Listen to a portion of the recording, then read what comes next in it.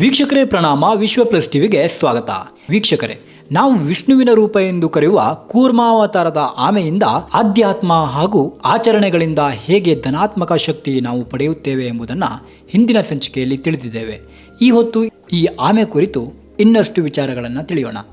ಶಾಂತ ಸ್ವಭಾವದ ಸರೀಸೃಪ ಭಾರತದ ಆಮೆಯ ಜಾತಿಯಲ್ಲಿ ಪ್ಲಾಪ್ ಶೆಲ್ ಆಮೆ ಹೆಚ್ಚು ಹೆಸರುವಾಸಿ. ಈ ಪ್ಲಾಪ್ ಶೆಲ್ ಉಪವರ್ಗದ ಆಮೆಗಳು ದಕ್ಷಿಣ ಏಷ್ಯಾ ಪ್ರದೇಶದಲ್ಲಿ ಹೆಚ್ಚು ವ್ಯಾಪಕವಾಗಿ ನೆಲೆಸಿವೆ. ಸಾಮಾನ್ಯವಾಗಿ ಈ ಆಮೆ ಜಾತಿಯ ಪ್ರಾಣಿಗಳು ಏಕಾಂಗಿಯಾಗಿ ಜೀವಿಸುತ್ತವೆ. ಆಮೆಗಳ ಗಾತ್ರವನ್ನು ಗಮನಿಸುವುದಾದರೆ ಇವು ಗಾತ್ರದಲ್ಲಿ ಕನಿಷ್ಠ ಕೆಲವು ಸೆಂಟಿಮೀಟರ್ನಿಂದ ಹಿಡಿದು ಗರಿಷ್ಠ 2 ಮೀಟರ್ವರೆಗೆ ಅಳತೆಗೆ ಬರುತ್ತೆ. ಈ ಆಮೆಗಳಿಗೆ ಉಪಜಾತಿಗಳು ಅನೇಕ. ಇದರಲ್ಲಿ ದೈತ್ಯ ಆಮೆಗಳು ಉಂಟು. ಆದರೆ ಇವತ್ತಿನ ಸಂದರ್ಭದಲ್ಲಿ ನೋಡೋದಾದ್ರೆ ಕೇವಲ 2 ಜಾತಿಯ ದೈತ್ಯಾಕಾರದ ಆಮೆಯನ್ನ ನಾವು ನೋಡಲು ಸಾಧ್ಯವಾಗುತ್ತದೆ. ಅವುಗಳಲ್ಲಿ ಒಂದೆಂದರೆ ಅದು ಅಲ್ಡಾಬ್ರಾ. ಈ ಅಲ್ಡಾಬ್ರಾ ಅಟಾಲ್ ಎಂಬಲ್ಲಿ ಕಾಣಸಿಗುತ್ತವೆ. ಮತ್ತೊಂದು ಜಾತಿ ಗ್ಯಾಲಪಗೋಸ್ ತಳಿಯ ಆಮೆ. ಇವು ಗ್ಯಾಲಪಗೋಸ್ ದ್ವೀಪಗಳಲ್ಲಿ ನೆಲೆಸಿರುವ ಆಮೆಗಳು.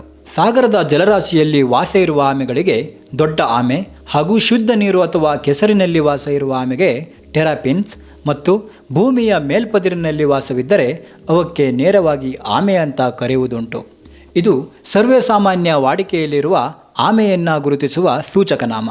ಇದುವೇ ಮಾನವನು ಕೊಟ್ಟ ಅಂಕಿತನಾಮ.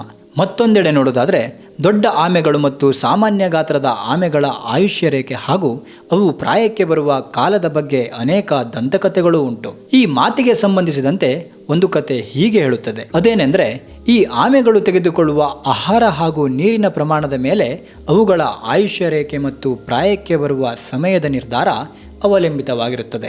ಇನ್ನೂ ಕೆಲವು ಕಥೆಗಳು ಹೇಳುವಂತೆ ಈ ಆಮೆಗಳು 250 ವರ್ಷಗಳ ಸುದೀರ್ಘ ಅವಧಿ ಬದುಕಿರುತ್ತವೆ. ಮತ್ತೊಂದು ವೈಜ್ಞಾನಿಕ ದಾಖಲೆಯಂತೆ ವಿಶಿಷ್ಟವಾದ ದೈಹಿಕ ಪ್ರಕೃತಿಯನ್ನು ಹೊಂದಿರುವ ಈ ಆಮೆ ಬದುಕಿಗೆ ಸೃಷ್ಟಿಯು 150 ವರ್ಷಗಳ ಕಾಲಮಾನ ಗುರುತಿಸಿದೆ. ಆಮೆಗಳ ದೇಹದ ಅಳತೆಯನ್ನು ಗಮನಿಸಿದಾಗ ಗಂಡು ಆಮೆಗಿಂತ ಹೆಣ್ಣಾಮೆ ಗಾತ್ರದಲ್ಲಿ ಅಗಾಧವಾಗಿರುತ್ತದೆ. ಗಂಡಾಮೆ ಬೇಗ ಬೆಳೆಯುವ ಪ್ರಾಣಿ. ಅದೇ ಹೆಣ್ಣಾಮೆ ಗಮನಿಸಿದರೆ ಅದು ನಿಧಾನವಾಗಿ ಬೆಳೆಯುತ್ತಾ ಗಾತ್ರದಲ್ಲಿ ಮಾತ್ರ ದಪ್ಪವಾಗಿರುತ್ತದೆ.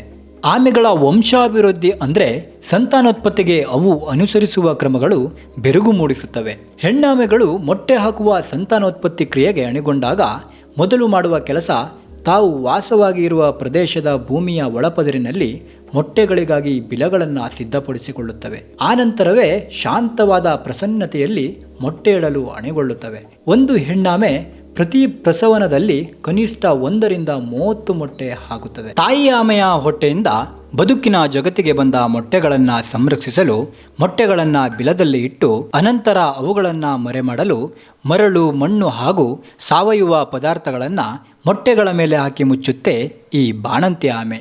ತಾಯಿಯ ವಾತ್ಸಲ್ಯ ಹಾಗೂ ಆಮೆಯ ರಕ್ಷಣೆಯಲ್ಲಿ ಈ ಆಮೆಯ ಮೊಟ್ಟೆ ಕವಚ ಕಳಚಿ ಮರಿಯಾಗಿ ಜೀವನ ವ್ಯಾಪಾರ ಆರಂಭಿಸಲು ತನ್ನ ಕಾಲುಗಳಿಗೆ ಗತಿಶಕ್ತಿ ಪಡೆಯಲು 60 ರಿಂದ 120 ಮಾನವ ದಿನಗಳು ಬೇಕಾಗುತ್ತದೆ. ನೋಡಿದ್ರಲ್ಲ, ಸಸ್ಯಾಹಾರಿ ಶಾಂತ ಸ್ವಭಾವದ ಆಮೆ ಸರೀಸೃಪದ ಜೀವನ ಚಕ್ರ ಅದೆಷ್ಟು ವಿಸ್ಮಯ ಅಂತ.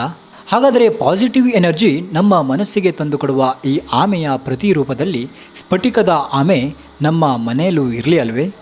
ಒಪ್ಪೋದಾದರೆ ಕುಬೇರ ಶ್ರೀ ಲಕ್ಷ್ಮಿ ಜೊತೆಗೆ ಖುದ್ದು ಪುರುಷೋತ್ತಮ ನಾರಾಯಣ ದೇವರು ಕೂರ್ಮಾವತಾರದಲ್ಲಿ ನಮ್ಮ ಮನೆಗೆ ಆಹ್ವಾನವಿತ್ತಂತೆ ಆಗುತ್ತದೆ. ಏನಂತೀರಿ ಅಂತ ಕಾಮೆಂಟ್ ಮಾಡಿ ತಿಳಿಸಿ. ಬ್ಯೂರೋ ರಿಪೋರ್ಟ್, ವಿಶ್ವ ಪ್ಲಸ್ ಟಿವಿ.